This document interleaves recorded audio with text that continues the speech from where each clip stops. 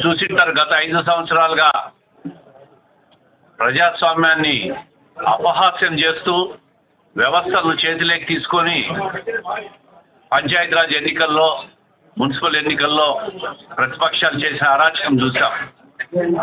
ముఖ్యంగా కడప నగరంలో 50 డివిజన్లు ఉంటే 49 డివిజన్లు కూడా ఏకపక్షంగా ఎన్నికలు జరిగిన తీరు కూడా చూసాం.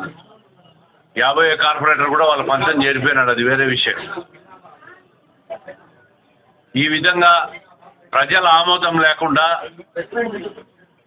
ప్రజలు ఓట్లు వేయకుండా ఒక దౌర్జన్యపూరిత వాతావరణంలో ఎన్నికల్లో గెలిచి రాష్ట్రంలో ప్రజలంతా మా వైపే ఉండాలని చెప్పి మన మాజీ ముఖ్యమంత్రి జగన్మోహన్ రెడ్డి గారు పగటి కలలు కన్నాడు.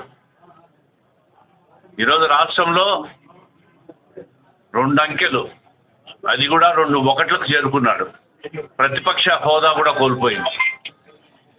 కడపకు వస్తే కడపలో ఎక్కడ చూసినా భూ కబ్జాలు, దౌర్జన్యాలు, చుట్టుపక్కల కొండలను కొరికి తిని ప్రజల రక్తాన్ని పీల్చి సర్వనాశనం చేశారు. గతంలో ఎమ్మెల్యేగా పనిచేసిన వ్యక్తి, ఆయన కుటుంబ సభ్యులు.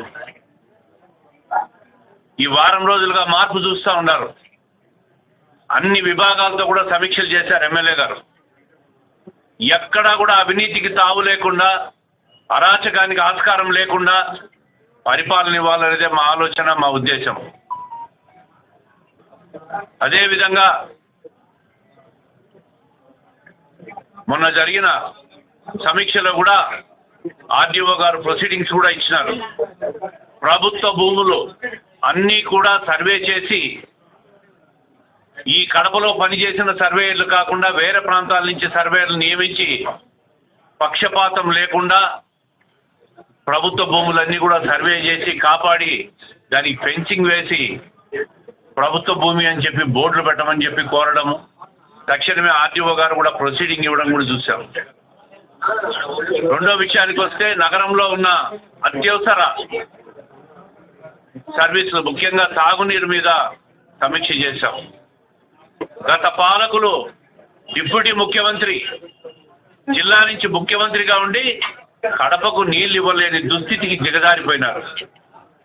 నాకు జిల్లా ఉన్నతాధికారి నిన్న మాట్లాడుతున్నాడు, పేరు చెప్పకుండా.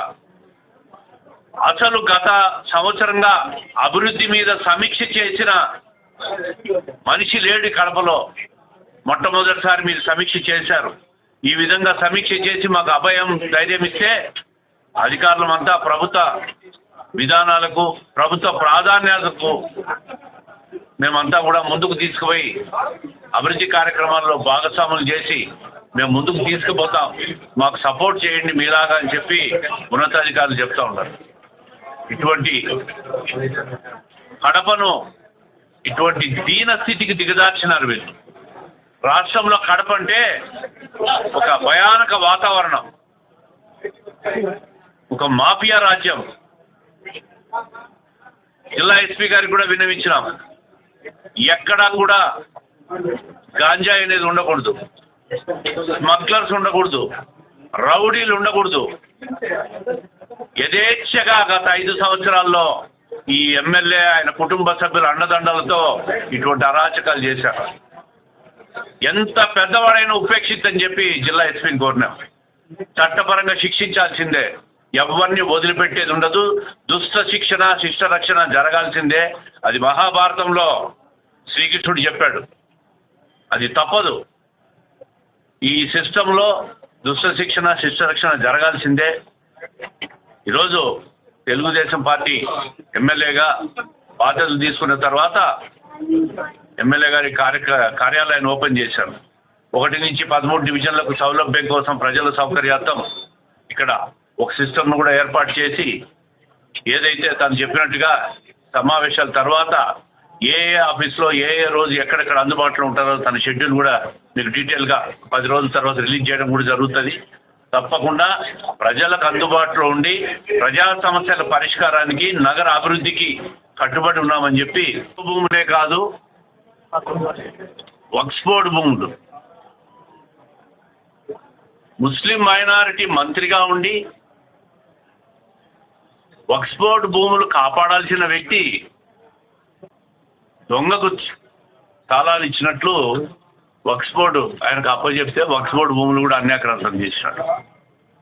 మేము ఒకటే చెప్తున్నాం, ప్రభుత్వ భూములైనా వక్ఫ్ బోర్డు భూములైనా క్రిస్టియన్ మైనారిటీ భూములు ఎక్కడైనా అన్యాక్రాంతం చేస్తే చట్టపరంగా ల్యాండ్ గ్రాబింగ్ యాక్ట్ పెట్టి నాన్ బెయిలబుల్ సెక్షన్స్ పెట్టి చట్టపరంగా జైల్లో పెట్టడం జరుగుతుంది.